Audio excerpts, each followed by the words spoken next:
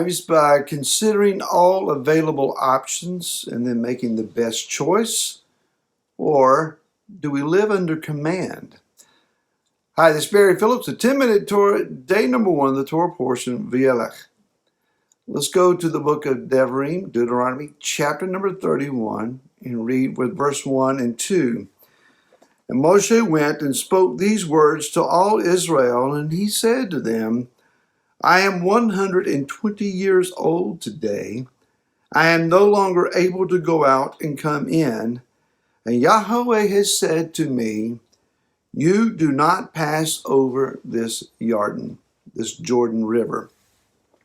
Let's consider the life of Moshe. For 40 years, he lived in the palace of Pharaoh. He lived as a member of the royal family. As such, he was directed as to what protocols would require of him. We're not told great details about him. There is a passage in Acts that suggests that maybe he was a military general at some point. But nonetheless, he is a member of the royal family, and he had to follow whatever that cultural protocol would have required.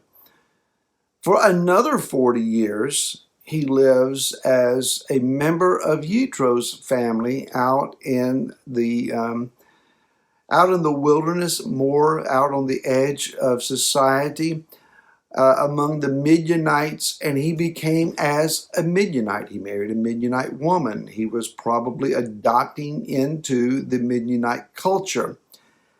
He never really got over, though, the fact that at his root, he knew that he was a Hebrew.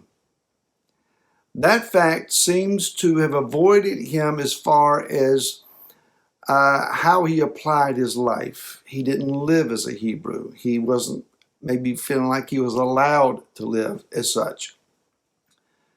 So for 80 years of his life, he's not true to himself. He's living under the auspices of someone else's identity, conforming to their roles, conforming to their culture, and doing things their way. It is at the age of 80, then, that he is commissioned by none other than Yud-He Vav-He, he himself, at a burning bush in the middle of the wilderness to return to Mitzrayim, to Egypt, and to deliver the people known as Israel.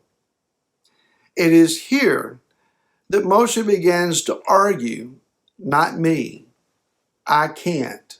I don't speak right. Perhaps instead of stuttering, as many have supposed, he could have been feeling disqualified because he may have been able to speak Hebrew, but with a thick Mitzrayite or Egyptian accent.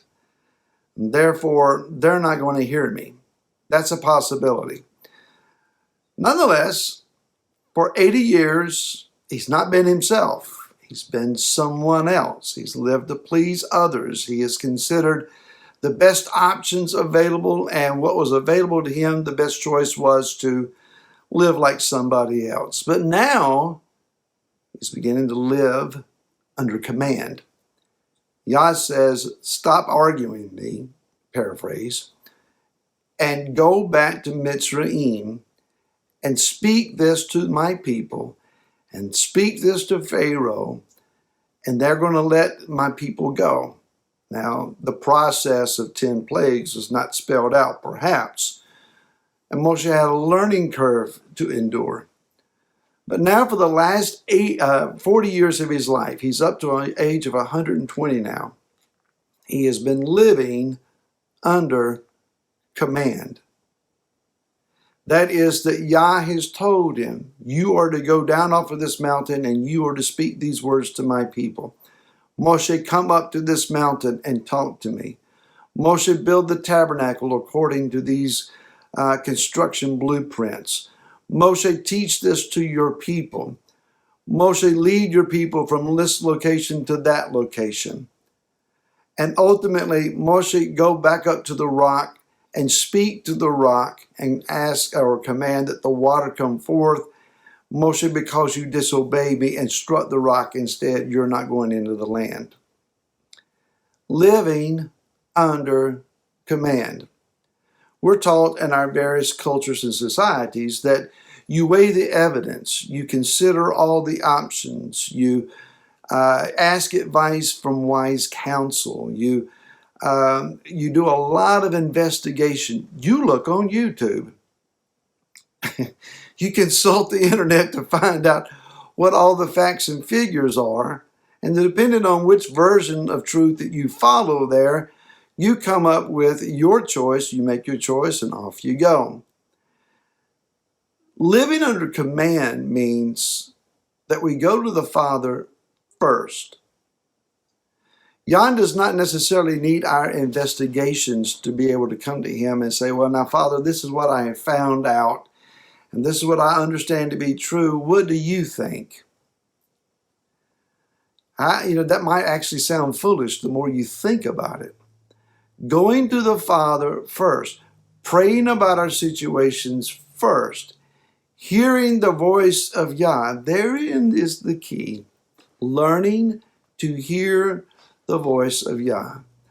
Now, not everyone who says, well, the Father told me, the Spirit led me, Yeshua said to me in a dream, etc., is actually hearing his voice, and we understand that. There's a lot of fanciful imaginations floating around.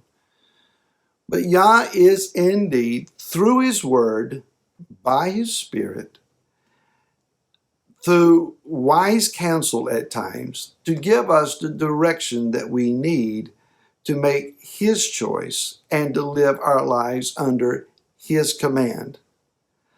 How much of life's urgencies, problems, needs, traumas, tragedies occur because we thought we were doing what was best, but we never stopped to seek him first.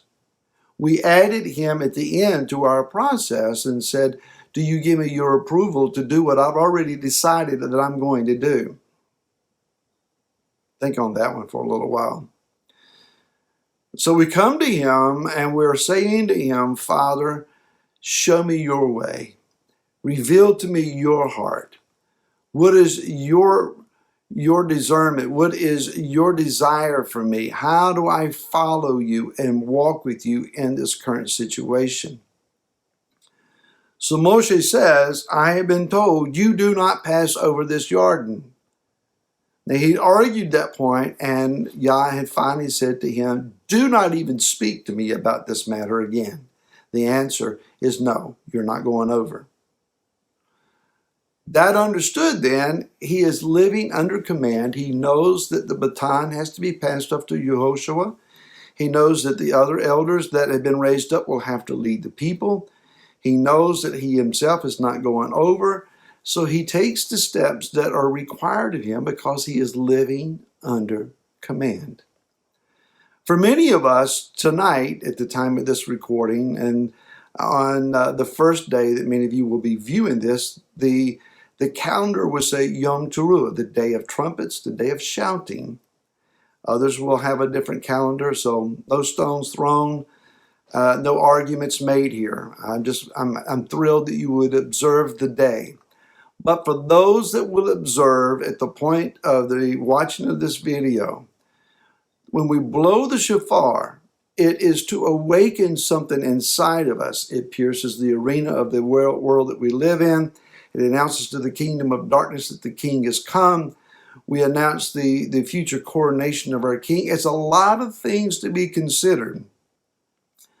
But it awakens something on the inside of us. It brings us to a stark reality of the kingdom. Not only the kingdom that is to come, but the kingship that we are already living under, that is Yeshua, is now, at this moment, our presiding king. And though he is not seated on an earthly throne yet, we still bow before him, acknowledge him as our sovereign, and we ask of him, what, my sovereign one, is your command for me? We order our lives according to his dictates, his Torah, his word, the leading of his breath, his spirit. May you rejoice in doing so today. May you have a happy, joyous, and victorious feast day before our King. And we'll see you again tomorrow. To then, shalom.